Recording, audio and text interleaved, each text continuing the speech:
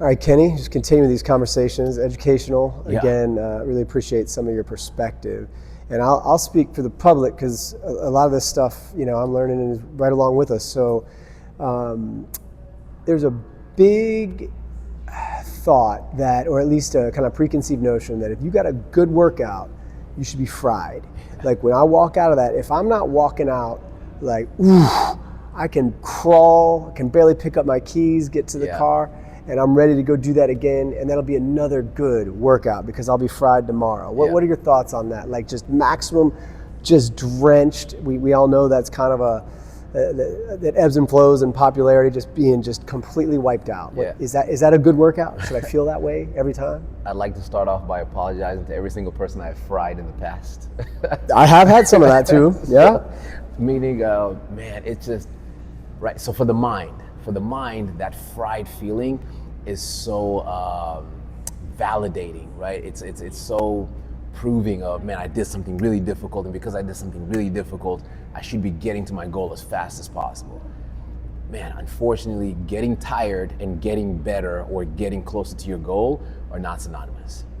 They're just not. Not to the extent that we would rely on the emotional context of what we're feeling to mean that we're getting somewhere, right? So somebody goes in and does some strength training.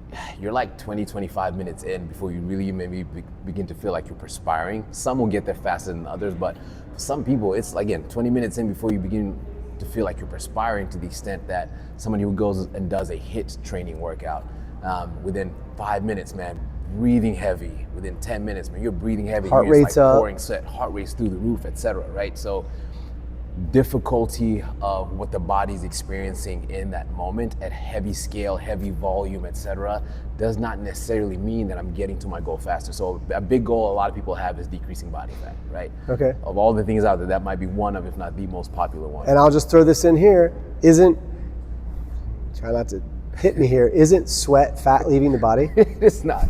It's not even close. Sweat's not fat crying. It's not leaving. So sweat is literally nothing more than your body trying to cool off. That's it. It's nothing more than your body trying to cool off. It is your body trying to keep you from dying from overheating.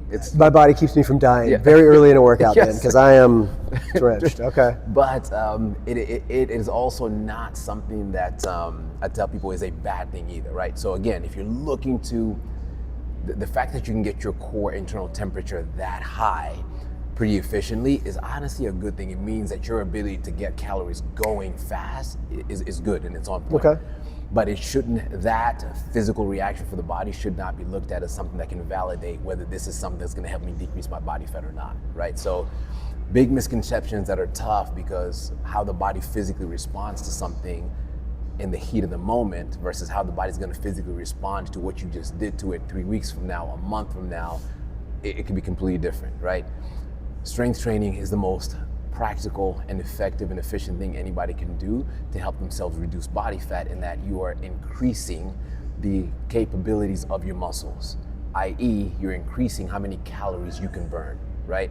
When we're in classes, right, coaches jump into classes, whenever the coaches have to do some form of high cardiovascular output on the bikes or the rowers like we do, you get the members complaining about how it's not fair because it takes us a fraction of the time that it takes them to burn calories, right? We'll go, all right guys, 15 calories as fast as you can, and we're done in like 8 seconds, right? That seems so ridiculous, but until you understand that a stronger body, a stronger set of muscles means you have a body that can move things a lot more efficiently versus somebody who doesn't have as much strength, but they have a lot of cardiovascular endurance, right?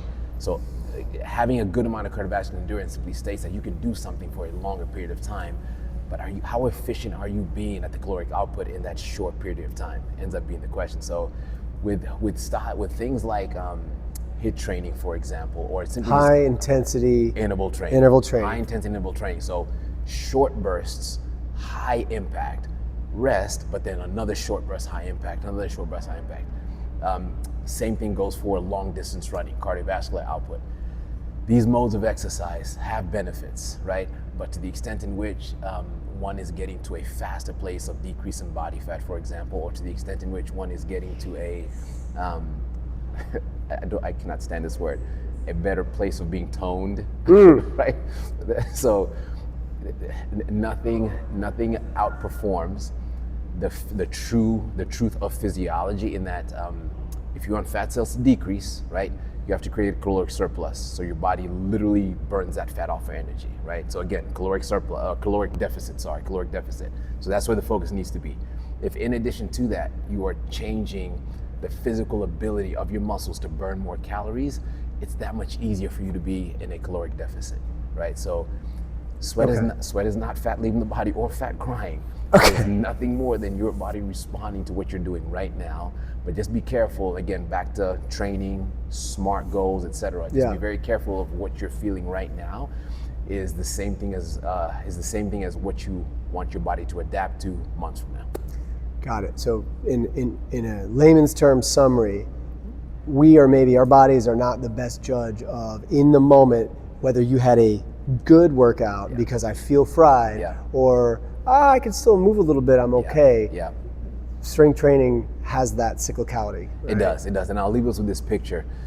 If you ever go online and watch one of Arnold or Ronnie Coleman's videos, they're fried, but in a different way, right? You see them doing those last couple of heavy sets and reps of different exercises, strength training wise. There's a level of exhaustion that they push the body to, right, via commanding the muscle, right, versus a certain level of exhaustion I'll push the body to having it push a sled all the way down, run back and forth, slam a med ball, slam some ropes, etc. So different types of exhaustion, two fried feelings, right?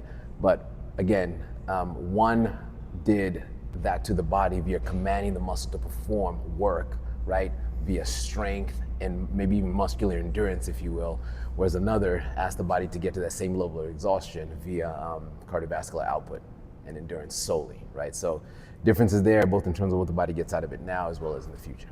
Okay, nice, appreciate it. Awesome.